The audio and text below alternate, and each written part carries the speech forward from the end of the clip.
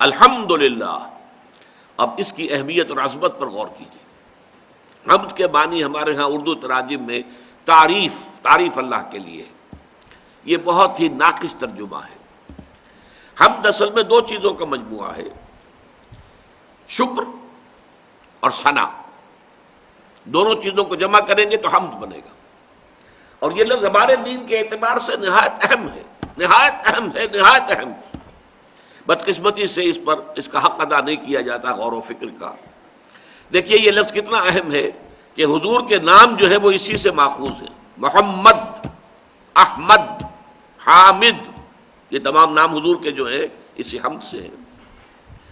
اس امت کو نام دیا گیا حمادون۔ یہ جو امت ہے محمد کی صلی اللہ علیہ وسلم، یہ حمادون ہے۔ اور قیامت کے بارے میں آتا ہے میدان حشر میں، حضور فرماتے ہیں لواء الحمد بیدی، حمد کا جھنڈا میرے ہاتھ میں ہوگا۔ وہ جو دربار لگے گا آخرت کا، یوم قیامت کا، خدا خود میر محفل بود اندر لامکاں خسرو، یہ شعر جو ہے، اور محمد شب محفل بود شب جائے کہ من بودم، کہ رات جو میری کیفیت تھی اور جس حال میں میں رہا ہوں تو وہ یہ ہے کہ اللہ تعالیٰ اس محفل لامکانی کے صدر تھے، خدا خود میر محفل بود اندر لامکاں، یہ کسی مکان میں نہیں ہوا ہے، مکان لامکاں، اور محمد شب محفل بود شب جائے کہ من بودم۔ لیکن یہاں جو حدیث میں نقشہ کھینچا گیا ہے، جب دربار اخروی لگے گا، عدالت لگے گی آخرت کی، تو وہاں پر ایک جھنڈا ہوگا لواء الحمد، اللہ کی حمد کا جھنڈا، اور وہ حضور کے دست مبارک میں ہوگا، لواء الحمد بیدی۔ اچھا، اسی طرح ایک بڑی عجیب بات حضور نے فرمائی ہے کہ اس دن میں اللہ کی حمد بیان کروں گا۔ اب یہ جو دربار لگے گا اللہ تعالیٰ کا، تو پہلے اللہ تعالیٰ کی حمد و ثنا ہوگی نا۔ یہ حمد و ثنا کرنے کا مقام اور مرتبہ کس کو حاصل ہوگا؟ محمد الرسول اللہ کو۔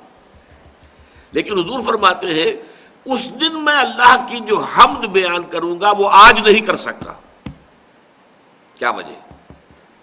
دیکھیے حمد کا سارا دار و مدار آپ کی اپنی انڈرسٹینڈنگ اور اپریسیشن پر ہے۔ کسی شے میں کتنا حسن ہے ہر شخص اس کا ادراک نہیں کر سکتا، اس کے لیے بھی صلاحیت درکار ہے۔ کوئی کسی مصور کی پینٹنگ ہے، اس پینٹنگ کے اندر کیا کیا محاسن ہیں وہ کوئی ماہر جو ہے مصور جو اس فن سے واقف ہے وہی جانتا ہے، اور جتنا کوئی شخص جانتا ہے اتنی ہی پھر وہ تعریف کر سکے گا۔ اگر اس کا اپنا اعتراف، اپنا ادراک، اپنا احساس، اپنا شعور محدود ہے تو تعریف بھی محدود ہوگی، اور اگر اس کا ادراک، اس کا شعور یہ اگر وسیع ہے تو اسی طریقے سے حمد کے اندر اور تعریف کے اندر بھی وسعت پیدا ہو جائے گی۔ تو میدان حشر میں اللہ تعالیٰ کی معرفت کے جو ڈائمنشن سامنے آئیں گے جو اس دنیا میں نہیں ہیں، میدان حشر میں تو وہ آئیں گے، کھلی آنکھوں سے ہم دیکھ رہے ہوں گے۔ لہذا اس روز حضور فرماتے جو حمد میں اس دن کروں گا وہ آج نہیں کر سکتا۔ اچھا غور کیجئے ایک اور بات پر، ہم جب ترجمہ کرتے ہیں میرے نزدیک تو حمد میں شکر کا پہلو غالب ہے اور تعریف یا ثنا کا پہلو دبا ہوا ہے۔ اس کی دلیل کیا ہے؟ آپ کو معلوم ہے کہ حضور کے معمولات میں ادعیاء مسنونہ کی بڑی اہمیت ہے، اور ذکر کثیر کا سب سے بڑا ذریعہ یہ ہے، ذکر کثیر۔ وَاذْكُرُوا اللَّهَ ذِكْرًا كَثِيرًا لَعَلَّكُمْ تُفْلِحُونَ، اللہ کا ذکر کثرت سے کرو، اور کہا جاتا ہے قیاماً وقعوداً وعلیٰ جنوبہم، کھڑے ہو کر، بیٹھے ہوئے، لیٹے ہوئے اللہ کا ذکر کرو۔ اس کی بہترین شکل کیا ہے؟ دنیا کا ہر کام کرتے ہوئے اللہ کی حمد کرو، اللہ سے دعا کرو، اللہ کا شکر ادا کرو۔ چنانچہ دیکھیے آپ بیت الخلاء سے باہر نکلے، اگر نجاستیں جو ہے جسم سے فضلات نکل گئے، طبیعت کے اندر ہلکا پن ہوتا ہے، ایک انشراح ہوتا ہے، اس وقت کا ورد کیا ہے؟ الحمدللہ الذی اذھب عنی الاذی وعافانی۔ اب یہ مقام شکر ہے، اگر یہی فضلات جسم میں رہ جائیں، قبض شدید ہو جائے، کیا حشر ہوگا انسان کا، کیا کیفیت بیتتی ہے انسان پر، پیشاب رک جائے کیا قیامت آتی ہے انسان پر۔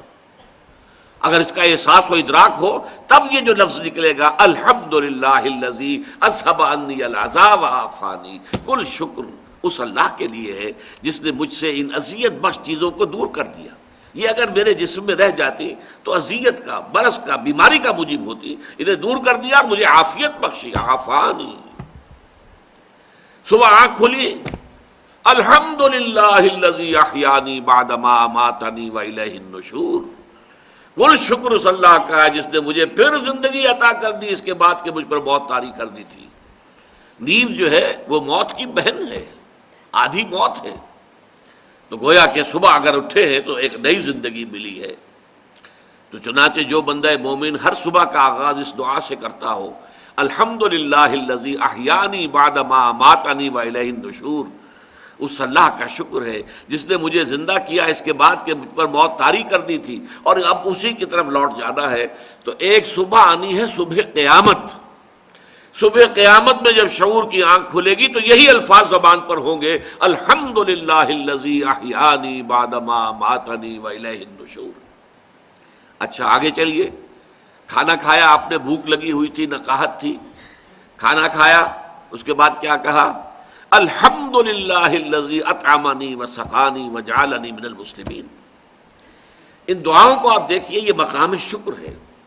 اور مسلمان کی زندگی اگر واقعتاً وہ ذکر کثیر کے لیے ادعیہ معصورہ کو اپنا معمول بنا لے زندگی کے ہر کام کے ساتھ، شیشہ دیکھیے تو دعا ہے، کپڑے بدلے ہیں آپ نے، دعا ہے، بیت الخلاء میں داخل ہو رہے ہیں تو دعا ہے، باہر نکل رہے ہیں تو دعا ہے، بازار میں داخل ہو رہے ہیں تو دعا ہے، باہر نکل رہے ہیں تو دعا ہے، گھر سے باہر جا رہے ہیں تو دعا ہے، گھر کے اندر داخل ہو رہے ہیں، آئبون تائبون لربنا حامدون، اللہ کی حمد کرتے ہوئے ہم دوبارہ واپس آ گئے، اپنے گھروں میں لوٹ آئے. حامدون لربنا حامدون، وہی حمد.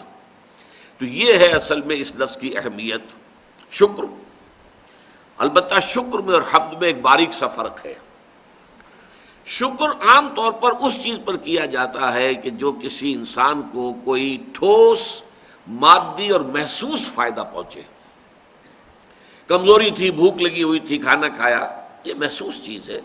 الحمدللہ الذی اطعمنی وسقانی وجعلنی مسلمین.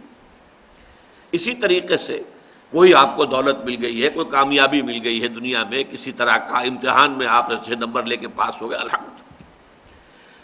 شکر جو ہے کیا جاتا ہے اس پر. اور حمد کوئی حسن، کوئی خوبی، کوئی خیر، کوئی کمال، کوئی جمال، اس کے اوپر ثنا کرنا، تعریف کرنا، حمد میں یہ بھی داخل ہے.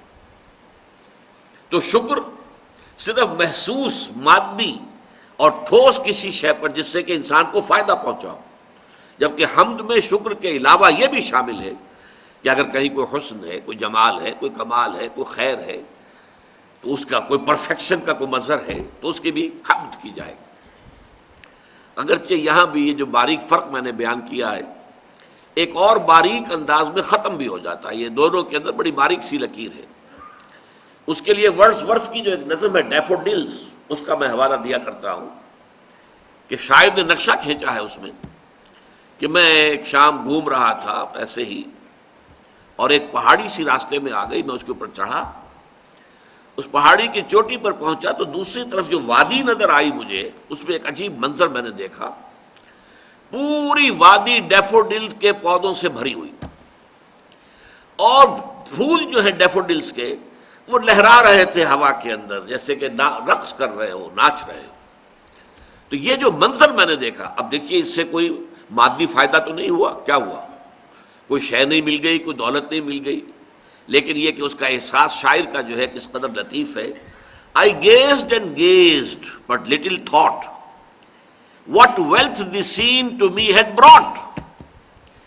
میں دیکھتا رہا، لطف اندوز ہوتا رہا، لیکن مجھے یہ خیال نہیں آیا اس وقت کہ محض اس دیکھنے سے، اس حسن اور جمال، اس کے مظاہر کو مشاہدے سے مجھے جو دولت ملی ہے وہ اس کا مجھے احساس نہیں ہوا اس وقت. بعد میں ہوا. کب ہوا؟ For oft when on my couch I lie, in vacant or in pensive mood, they flash upon that inward eye, which is the bliss of solitude, and then my heart with pleasure fills and dances with the daffodils. ایسا ہوتا ہے کہ میں کبھی افسردہ سا ہو کر کبھی لیٹا ہوا ہوتا ہوں اپنے کاؤچ پر اور میں اسی طریقے سے ادھیڑ بن میں ہوتا ہوں کہ اچانک وہ منظر میری نگاہوں کے سامنے آ جاتا ہے، انورڈ آئی، میرے دل کی آنکھ کے سامنے وہ منظر آ جاتا ہے جو میں نے اس وقت دیکھا تھا ڈیفوڈلز کو لہراتے ہوئے اور لہراتے ہوئے اور رقص کرتے ہوئے. اور اس منظر سے نتیجہ کیا نکلتا ہے کہ پھر میرا دل جو ہے باغ جسے ہم کہتے ہو جاتا ہے، اور وہ بھی ڈیفوڈلز کے ساتھ رقص کرنا شروع کر دیتا ہے. And then my heart with pleasure fills and dances with the daffodils.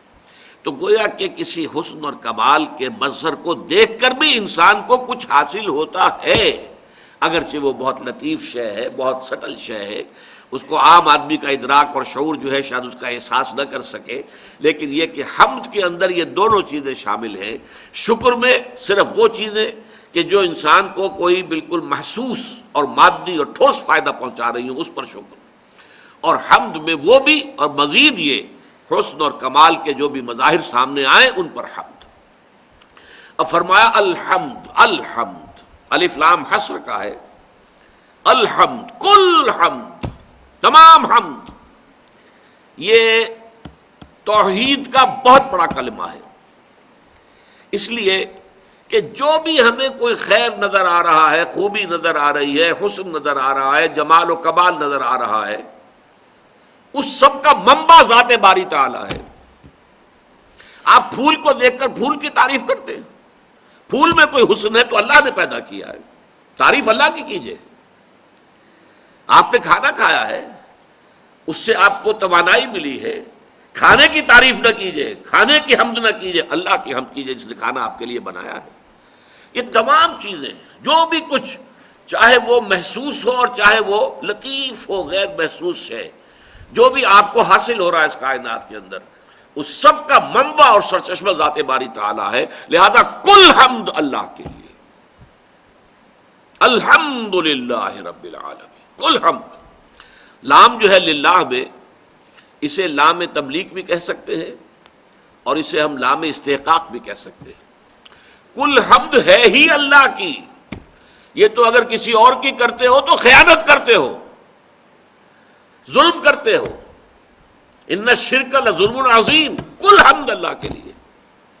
یہی وجہ دیکھیے احادیث میں آتا ہے التسبیح نصف المیزان والحمدللہ تملأہ.